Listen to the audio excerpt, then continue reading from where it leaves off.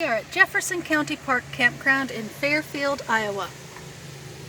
We stayed here last night and it was nice. $17 a night with electricity, $14 without electricity.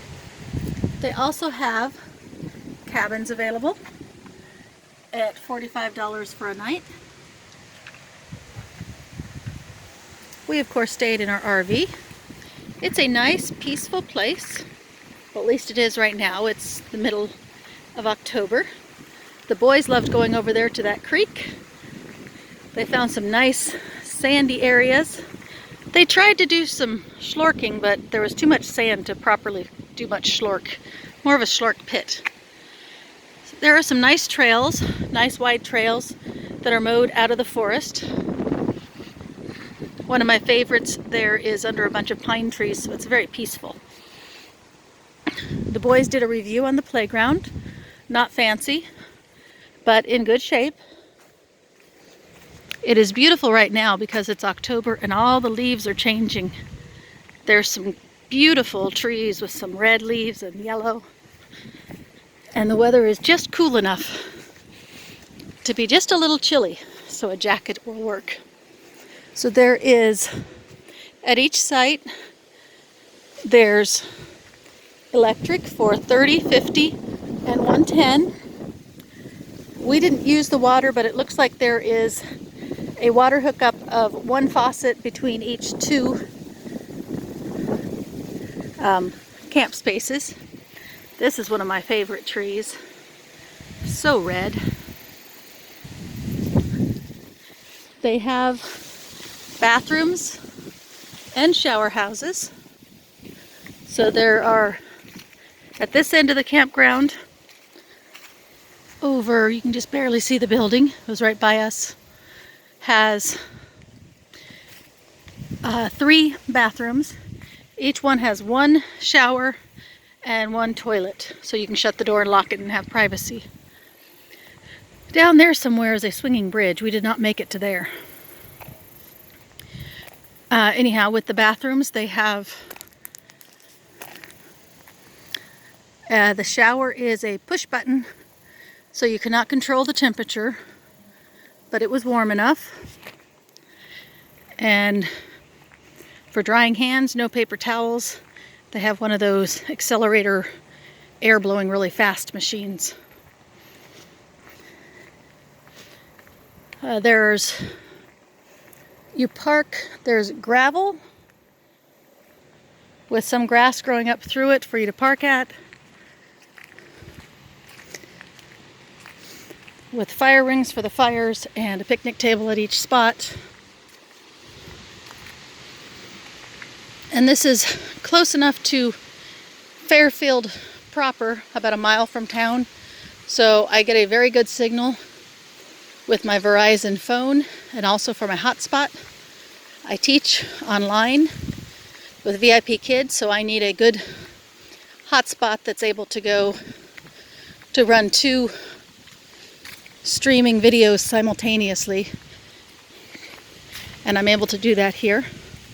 That's always an important part for me. I know it's not for everyone, but that's how we survive and support ourselves.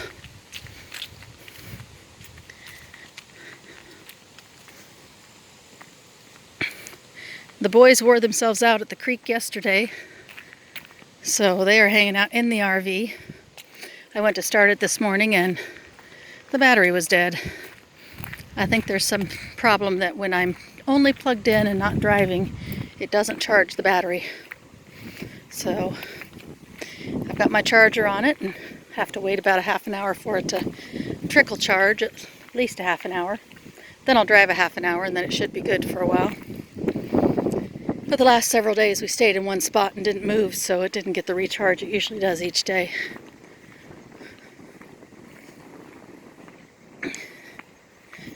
Go in here so I can show you the bathroom. It's very basic.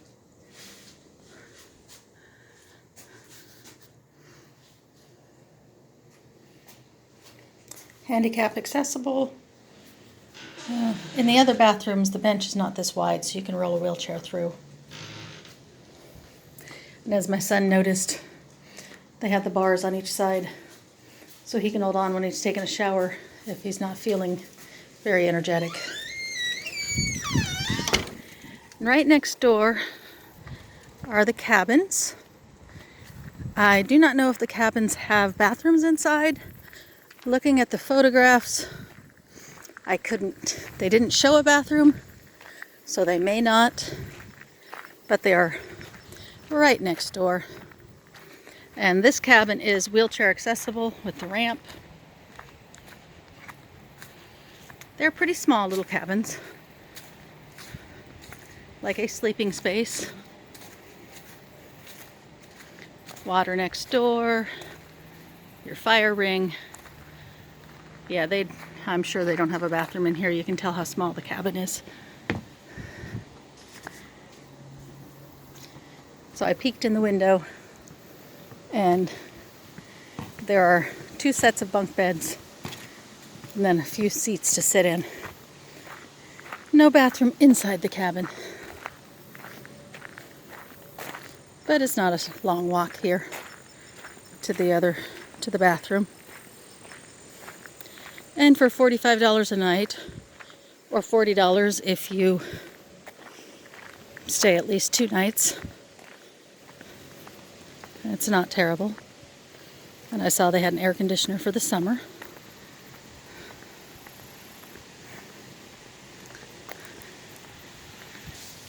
I'm noticing that some of the pads are not necessarily level. These look like they're a little slanted. That one's definitely got a slant to it. So you have to pick and choose carefully to find a level pad. Some of them are nicely level, some are not. There is a group of them as you first come in, and then there's, like here, there's 2 and 2, so you can kind of have your group away from everybody else if you want. And here's a few along the side. So if you choose not to be with the group, you can do these further away. I chose the one with the group because it seemed the most level to me. And I wanted to be near the bathrooms and showers because it was time to force my boys to take a shower. Yes, teenage boys. A tweenager and a teenager. They don't always want to take a shower. And here we are back at my favorite tree in the park. Look at that brilliant red. It's gorgeous. Please leave a like and subscribe to see all the adventures of my boys and I.